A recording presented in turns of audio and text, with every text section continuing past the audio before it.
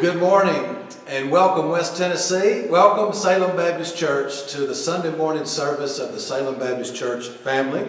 We welcome you to our radio program and our YouTube internet service. Salem Baptist Church is located in Trenton, Tennessee in Gibson County.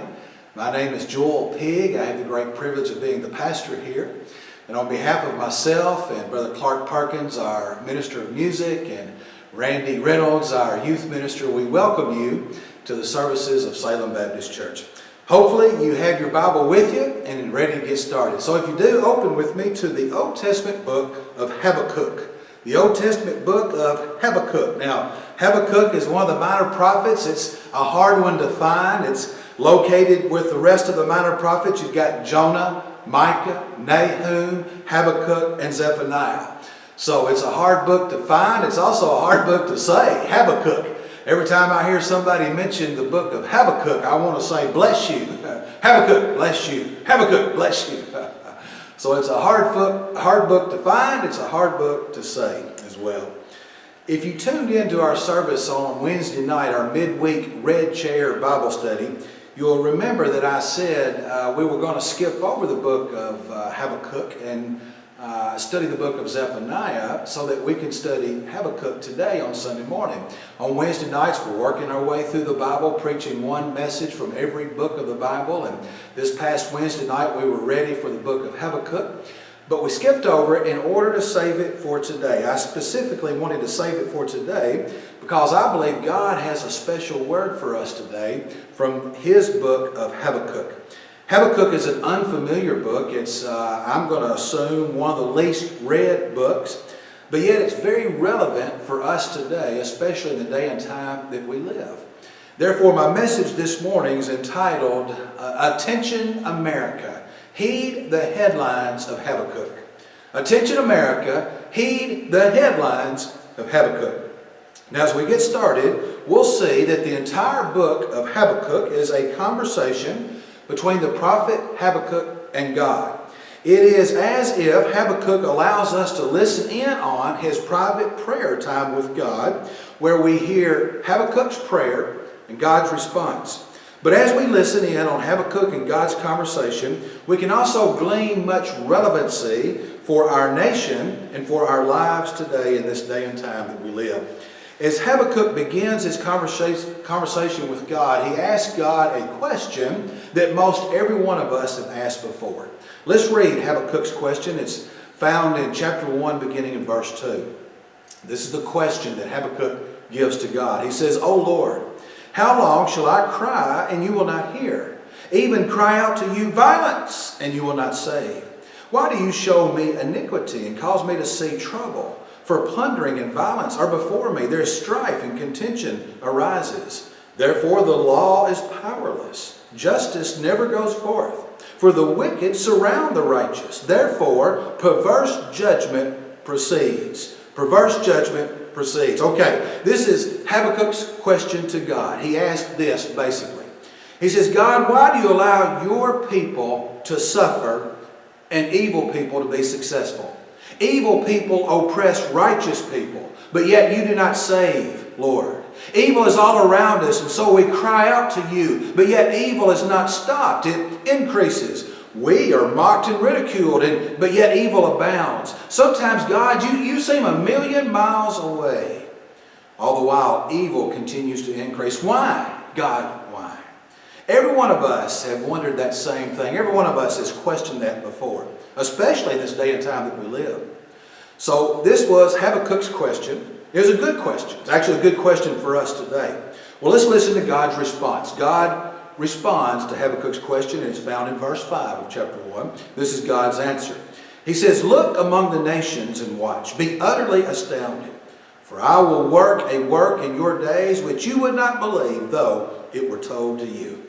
So Habakkuk asked God.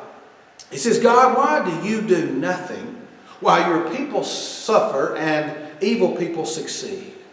And so God's answer was basically this. Habakkuk, I'm going to do something so amazing in your sight that you wouldn't believe it even if I told you.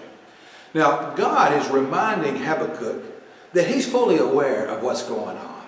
God may seem like he's not aware, but he is totally aware. You see, God is not sleeping. God is not slack. He's on his throne. He is in control. God is fully aware of what's going on. And God is just as committed to bringing justice to evil people as he is committed to bringing reward to his faithful followers. But then Habakkuk asks a second question. He continues, and so let's read his second question, verse 12 of chapter 1. Habakkuk asks this, "Are you not from everlasting, O Lord my God, my Holy One? We shall not die, O Lord. You've appointed for them judgment. O rock, you have marked them for correction. You are of purer eyes than to behold evil. You cannot look upon wickedness. Why then do you look upon those who deal treacherously, and hold your tongue when the wicked devours, and a person more righteous than he?" Well, Habakkuk confesses to God as he begins to ask his second question. He says, yes, you are God. You are from everlasting to everlasting. But God, why do you allow such open wickedness against your name and against your people? Why do you look at evil that abounds all around us, but yet you seem to turn a blind eye? What are you going to do, God? Isn't that exactly how we act also? Isn't that exactly how our children acts to us and responds to us? You know, our children will ask us for something. They'll want us to do something for them. And we'll say, no, not yet. But then they ask again, but why, but why, but why? Well, Habakkuk does the same thing to God. God has already answered him when he says, I've got it under control. You wouldn't understand even if I told you. But yet Habakkuk asked a second time, but why, God? What are you going to do?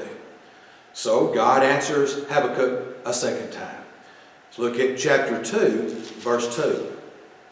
Then the Lord answered me and said, write the vision and make it plain on tablets, that he may run who reads it.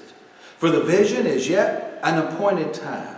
But at the end it will speak and it will not lie. Though it tarries, wait for it, because it will surely come, it will not tarry. Behold, the proud, his soul is not upright in him, but the just, they shall live by his faith. All right, God says this second time that he has a plan. It's a plan to punish evil and reward faithfulness. God says that his plan is already designed and it's set for an appointed time. And God even says, though it tarries, wait for it, because it will surely come. But then God says, but however, the just shall live by faith. God says the evil person, the rebellious person, the sinful person, the proud person, they will surely be punished. God has a plan and it will happen at his appointed time. But in the meantime, the just shall live by faith. Until God's plan comes about, the just shall live by faith. Did you know that the Apostle Paul also quoted this same verse, Habakkuk 2 verse 4? He quoted it twice in the New Testament. Once in Romans chapter 1 verse 17 and once in Galatians chapter 3 verse 11. Paul recites Habakkuk chapter 2 verse 4 when he says the just shall live by faith. So God's second answer to Habakkuk's second question was basically this. He says, I'm going to do a big thing. I'm going to do a terrible thing for the punishment of the sins of my people. But my plan is set for an appointed time. It will surely come, but it will come at its appointed time. But as for you, Habakkuk, the just shall live by faith in me. That was God's second reply. Well, here's some background as to why Habakkuk asked these questions. Habakkuk lived during the last days of Judah and Jerusalem just before they were destroyed. God had raised up the Babylonians and Habakkuk lived just a few short years before Nebuchadnezzar and the Babylonians came in and they destroyed Israel, they destroyed Jerusalem, they destroyed the temple that Solomon had built, and he took the Israelites into captivity. Therefore, Habakkuk wrote this during some of the darkest days of Israel's history. It was dark, evil days just before God brought severe punishment. You see, God's people were being oppressed by evil people in those days. Not oppressed by some invading country. No, they were oppressed by their fellow countrymen. You see, their fellow countrymen had turned their back on God. They had followed false gods. They had made partnerships with evil people. They were in rebellion against God. And these evil people were in charge of the nation of Israel at that time. And they were oppressing those who remained loyal to God. Evil abounded everywhere. It was growing in strength. And the most evil people were in charge of the nation. It was dark days for Israel. And that's why Habakkuk says, why, God? Why do you turn a blind eye? Why do you let these evil people oppress your people? Does that sound familiar, America? It should. It's exactly what's happening around us today. But God told Habakkuk that he was about to do something remarkable. He was about to raise up a foreign king, King Nebuchadnezzar, to come in and clean house. God was about to execute severe punishment on Israel's rebellion and sin. So God gives Habakkuk more detail. Habakkuk wanted answers, so God gives Habakkuk answers. God reminds Habakkuk that that he has been watching the sins of the people. He's not been asleep. God's been paying attention. And God has been keeping record of their sins. And let me tell you, God keeps meticulous records. And so God has recorded the sins of the people. And God will by no means clear the guilty. So God identifies their sins to Habakkuk. He lets Habakkuk know that he's been keeping up and paying attention. And so he reveals the sin of the people to Habakkuk. Now, Habakkuk is already aware of their sins because he's living in the middle of it. As a matter of fact, Habakkuk mentions one of their sins back in chapter 1. This is the first sin of which that God brought punishment on them. It's because of this first sin here. Habakkuk identifies it in verse 4. He says, just chapter 1, verse 4, he says, "Therefore the law is powerless. Justice never goes forth. The wicked surround the righteous. Therefore, perverse judgment proceeds." Perverse judgment proceeds. See, this was their first sin. They had perverse judgment. Habakkuk recognizes the sins of the people. He calls them a nation of perverse judgment. In other words, as a nation, they've been making bad decisions. They've been making ungodly decisions, perverse decisions. Righteousness was not the rule of the day. Lawlessness was. Corruption was. Bribery was. The guilty would go free, and it was the innocent that were being punished. Their judgments were perverse judgments because they were far from God. But then God continues with his list of sin and rebellion, and it was a long list. You see, not only did they have perverse judgment, but number two, they had embraced foreign and ungodly societies. That's what God says in chapter 2, verse 5. Let's read. He says, "Indeed, because he transgresses by wine, he is a proud man, he does not stay at home." Now God says here, he. Now God is not speaking about one man. God is allegorically speaking. The he here is actually the whole nation of Israel. As for the nation of Israel as a whole, they do not stay at home. This is a reference to how God's children had departed from God's teachings and his laws, and they had instead embraced foreign societies. They had embraced ungodly societies. They did not stay at home. They married foreign women. They adopted foreign religions. They chased after foreign pleasures. They were as an unfaithful husband. They did not stay at home. They reneged on their covenant to God. And just as an unfaithful husband would do, they did not stay at home. They instead embraced foreign societies. Number three, they had an insatiable appetite. Let's continue to read the second part of verse 5. God says, because he's talking about the nation of Israel here, because he enlarges his desire as hell or as the grave, and he is like death and cannot be satisfied. They were like the grave in that they couldn't be satisfied. You put one man in a grave and another one will die. So the grave can't be satisfied, and just like that, the nation of Israel could not be satisfied. They had an insatiable appetite. They lusted, they coveted, they stole, they took what they wanted, they went where they wanted to go, they did what they wanted to do, and nothing satisfied them. The more they acquired, the more they wanted. They had an insatiable appetite. I remember Jesus' words when he told the woman at the well. She also was searching for fulfillment. And Jesus told her, if you would ask me, I'd have given you water that would cause you to never thirst again. You see, only Jesus can fulfill the longings of the soul. The Israelites were trying to fill the void in their life with anything and everything, but yet they could not be satisfied with the things of this world, even though they had an insatiable appetite. Not only that, but number 4, they trusted in the strength of men rather than the person of God. The last part of verse 5 says, and he gathers to himself all nations. He heaps up for himself all peoples. They gather up nations. They heap up all peoples. You see, they trusted in the strength of the numbers of like-minded people rather than the power of God. The more they had on their side, the more secure they felt, the more stronger they felt.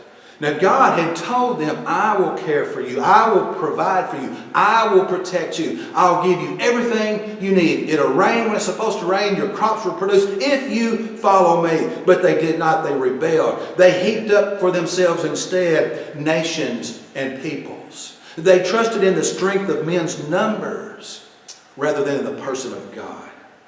You know, that's exactly what happened at the Tower of Babel. They became proud of themselves. They said, let us build a tower into heaven as God. They were trying to create a one world government. Well, how did that work out for them? It didn't work out too good, did it? God dispersed them. Now Israel was trying to do the exact same thing all over again. They were trusting in the numbers of men instead of the power of God. But then, number 5, another sin that brought great destruction is because of number 5, they had excessive debt. Excessive debt. Look at verse 6 and 7. Will not all these take up a proverb against him and a taunting riddle against him and say, woe to him who increases what is not his. He increases what is not his. How long? And to him who loads himself with many pledges or loans. Will not your creditors rise up suddenly? Will they not awaken who oppress you, and you will become their plunder? Do you see this? Woe to him who increases what he does not have. Will your creditors rise up and take you as payment? You see, they were spending more than they made. Does that sound familiar? They were overloaded with debt. Much debt. Debt they could not repay. And why? Because of greed and covetousness and their insatiable appetite. They wanted more and more and more. So they borrowed and they bought. They borrowed and they bought and they bought what they could not afford. They had excessive debt. Number 6, they were led by corrupted politicians and policies. Look at verse 9 and 10. Woe to him who covets evil gain for his house, that he may set his nest on high, that he may be delivered from the power of disaster. You give shameful counsel to your house by cutting off many peoples and sin against your soul. You see, their corrupted politicians, they coveted evil gain for his own house. Their corrupted politicians, they gave shameful counsel to his own house and to his friends' houses. And instead, they were cutting off many peoples for his own gain. In other words, they satisfied their own greed at the expense of others. Others that they were supposed to be representing. And they did so through corrupted policies. You see, they were led by corrupted politicians. And corrupted politicians will make corrupted policies. Again, does this sound familiar, America? They were led by corrupted politicians and policies. Number 7, they were sexually deviant. Look at verse 15 and 16. It says, woe to him who gives drink to his neighbor, pressing him to your bottle, even to make him drunk, that you may look on his nakedness. You are filled with shame instead of glory. You also drink and be exposed as uncircumcised. It says they get them drunk that they may look on their nakedness. You see, they were sexually deviant. They would trick and manipulate and sexually harass the weak and the vulnerable for their own desire. They would take advantage of those who could not protect themselves. They would use others for their own deviant sexual pleasures. They didn't care about the damage that they would do to someone else as long as they got what they wanted. They were sexually manipulative. They were sexually deviant. They felt no shame. But yet God says they were filled with shame because of their deviance. They were sexually deviant. Another sin of the people that brought great persecution to them was this number 8. They had open violence in the street. Give verse 17. For the violence done to Lebanon will cover you, and the plunder of beasts which made them afraid, because of men's blood, and the violence of the land and the city, and all who dwell in it. Because of men's blood, and the violence of the land and the city, and all who dwell in it. You see, in this day, the mob ruled. The gangs terrorized. The demonstrators destroyed. They had open violence in the streets. The strong would overpower the weak. They were lawbreakers. They looted. They destroyed. They abused. They had no shame. They didn't care about the law. They didn't care about the weak. They took their violence to the streets and they took over. They had open violence in the streets. And then finally, and most offensive to God, was sin number 9. It is they followed false religions that valued the creation over the Creator. Look at verse 18 and 19. What profit is the image, and its maker should carve it? The molded image, a teacher of lies, that the maker of its mold should trust in it to make mute idols. Woe to him who says to a wooden idol, awake! Woe to him who says to silent stone, arise, it shall teach. Behold, it's overlaid with gold and silver, yet there is no breath in it at all. You see, they would rather worship something they had made out of wood and stone instead of worshiping the one who made the wood and the stone. That they would carve an image and then wait for that image to speak to them as if this image that they carved was some kind of God. That they worship inanimate objects rather than a living God. They followed false religions. They valued the creation over the Creator. And God brought judgment, severe judgment, because of their sin and rebellion. These are the reasons God brought judgment to Israel, and he's giving Habakkuk this list of reasons. He's telling Habakkuk, I've been paying attention, and I've been making a list of their sins. This was their sins. Okay, church, let's get to the point. As I said earlier, I believe God has a word for us today, a word for America from the headlines of Habakkuk. Attention, America. Heed the headlines of Habakkuk. Attention, America. Heed the headlines of Habakkuk. Well, what are the headlines of Habakkuk? They are those that we just identified. Number 1, attention America, heed the headlines of Habakkuk. God will punish a nation with perverse judgment. What is America's perverse judgment? Well, you got abortion on demand. You got prayer and God out of our schools and universities. You're protecting illegals and prosecuting police. There's open disdain for our godly roots. All of these are perverse judgment. Attention, America. Heed the headlines of Habakkuk. God will punish the nation with perverse judgment. Number 2, attention, America. Heed the headlines of Habakkuk. God will punish the nation that embraces foreign society. America has welcomed Islam and oppressed Christianity. America has raised the flag of foreign countries, but yet burned its own flag. America has a love affair with socialism and communism, and yet despises capitalism, which made them great. While the last president that we had in the White House, he sent a plane load of cash to Iran, a sworn enemy of America. Why? Because America is embracing foreign societies.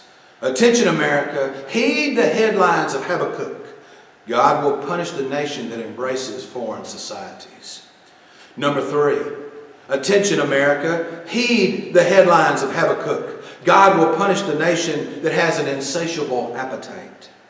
Greed, covetousness, materialism, lust, fame, prestige, power.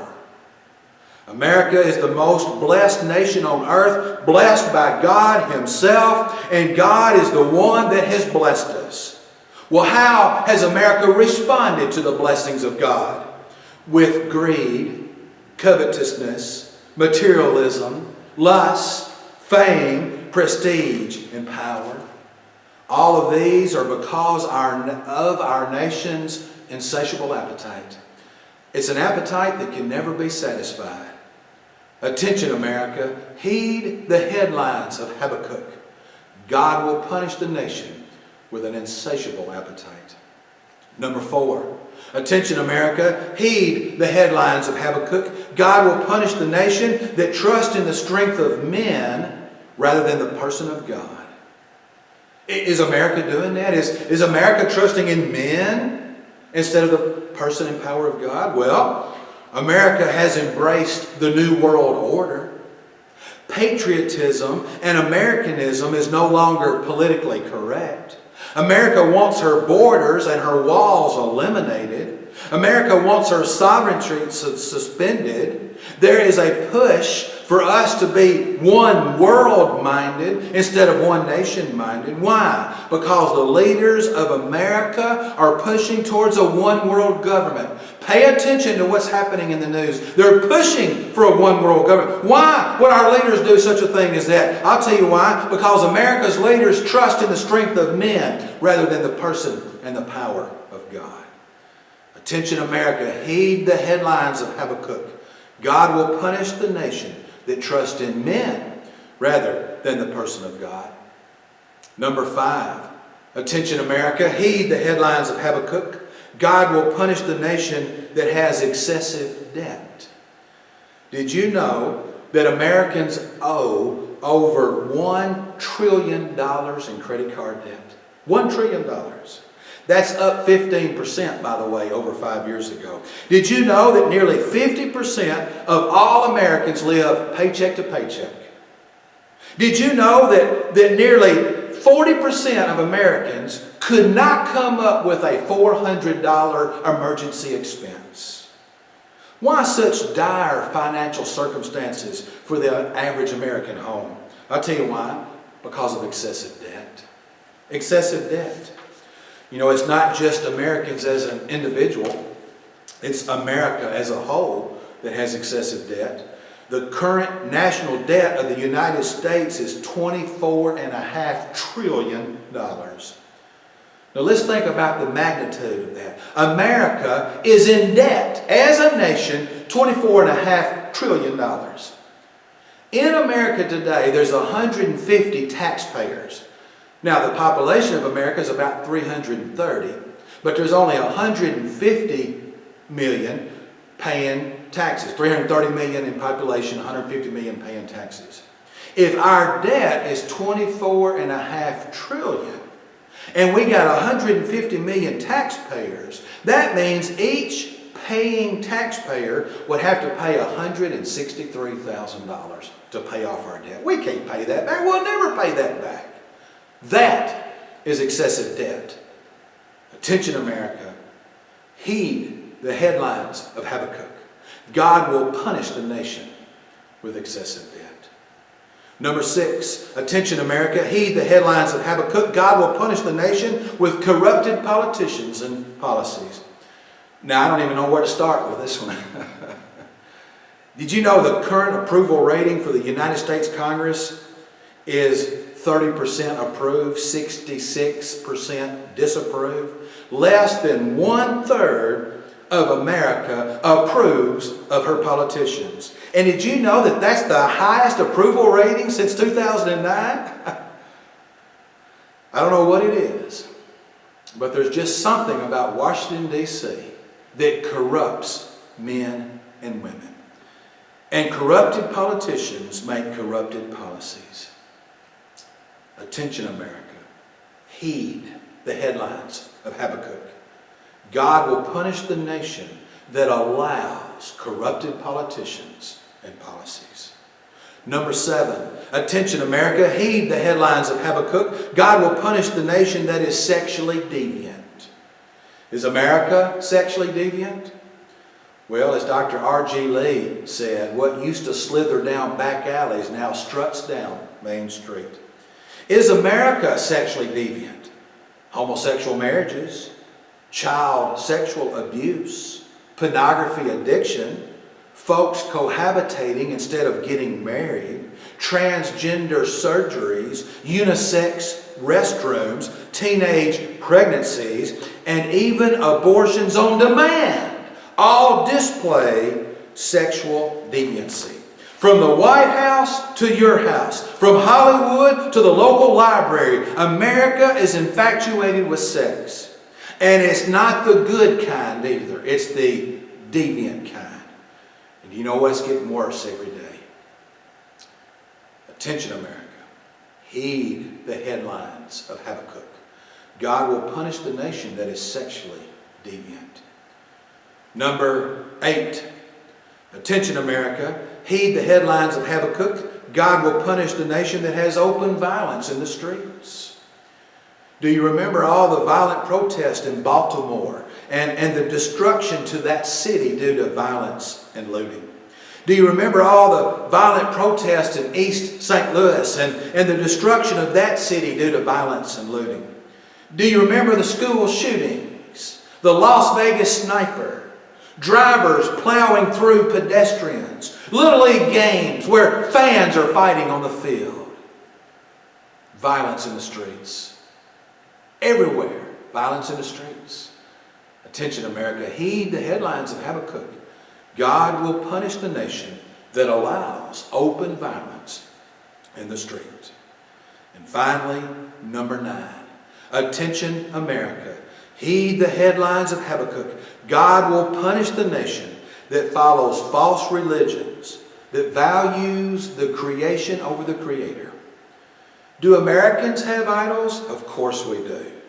It doesn't necessarily have to be some carved image that we bow down to. It could be a car, or a motorcycle, or a big TV, or a big house. It could be some position at work, some award.